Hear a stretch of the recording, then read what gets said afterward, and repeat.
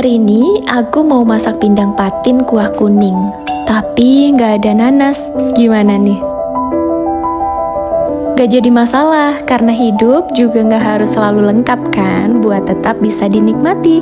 Yang penting niat, sisanya bisa kita bumbui pelan-pelan pakai pelengkap lain yang bikin pindang tetap seger, pedes, asem, manis, gurih, campur jadi satu, mantap, nendang banget. Pindang patin kuah kuning siap disantap. Pakai nasi anget, mantap. Cabenya ini kita patah-patahin ya, biar makin mantap rasanya. Dalam 1 sendok ada ikannya, cabai sama kemangi. Bismillah.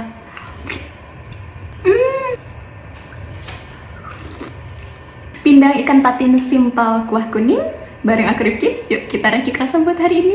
Pertama kita siapkan semua bahannya. Ada kunyit, jahe, daun jeruk, serai, bawang merah, bawang putih, cabai caplak, air asam jawa, ikan patin, dan kemangi tentunya.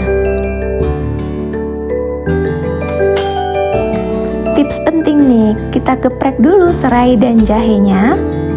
Tujuannya biar minyak panas yang nanti akan kita gunakan untuk menggoreng bumbu aromatik ini mengekstrak aromanya lebih maksimal. Ini trik pertama, keluarin aroma dari bumbu aromatik dulu, baru masukkan bumbu halus nantinya. Lanjut ke bumbu halus ya. Bawang merah, bawang putih, kunyit, blender sampai halus. Kalau aku ngeblender, biasanya aku iris-iris dulu nih, supaya nanti ngeblendernya lebih gampang. Karena nanti blendernya nggak pakai air ya, biar aromanya lebih mantap nih.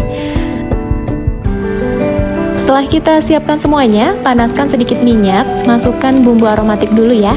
Serai, jahe, dan daun jeruk, tumis sampai aromanya keluar. Ini penting banget karena bumbu aromatik kalau langsung direbus tanpa ditumis, aromanya nggak akan sekuat itu. Jadi kita harus ekstrak dulu. Setelah itu baru masukkan bumbu halusnya. Nah ini trik lagi nih, masak sampai bumbu tanak ya, biar nanti rasanya nggak langu, rasanya jadi enak. Aduk sabar, karena yang sabar biasanya hasilnya lebih sedap. Panaskan air dalam panci, begitu mendidih masukkan bumbu tumis tadi, aduk rata.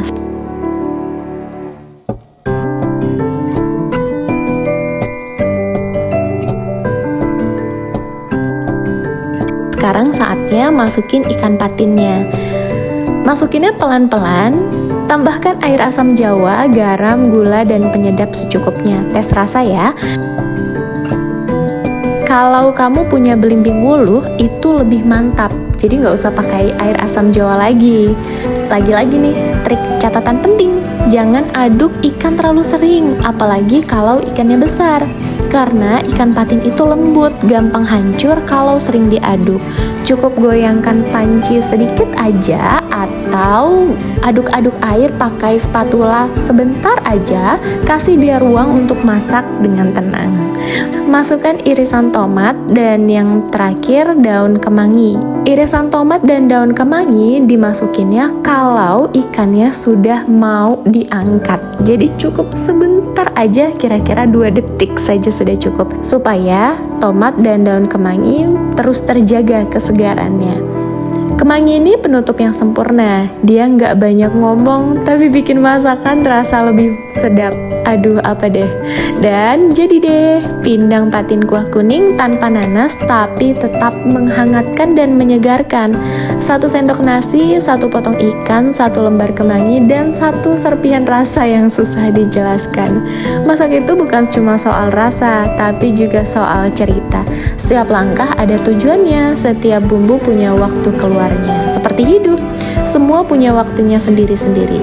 Terima kasih sudah masak bareng aku hari ini. Jangan lupa, masakan enak itu bukan karena bumbunya yang lengkap, tapi karena kamu masaknya pakai hati. Sampai jumpa di resep selanjutnya. Dan seperti biasa, jangan lupa makan, karena lapar kadang bukan soal perut saja, tapi soal hati yang butuh kehangatan. Bareng aku Rifki, sampai jumpa di rasa berikutnya. Kalau kalian suka versi pindang yang mana nih? Komen ya.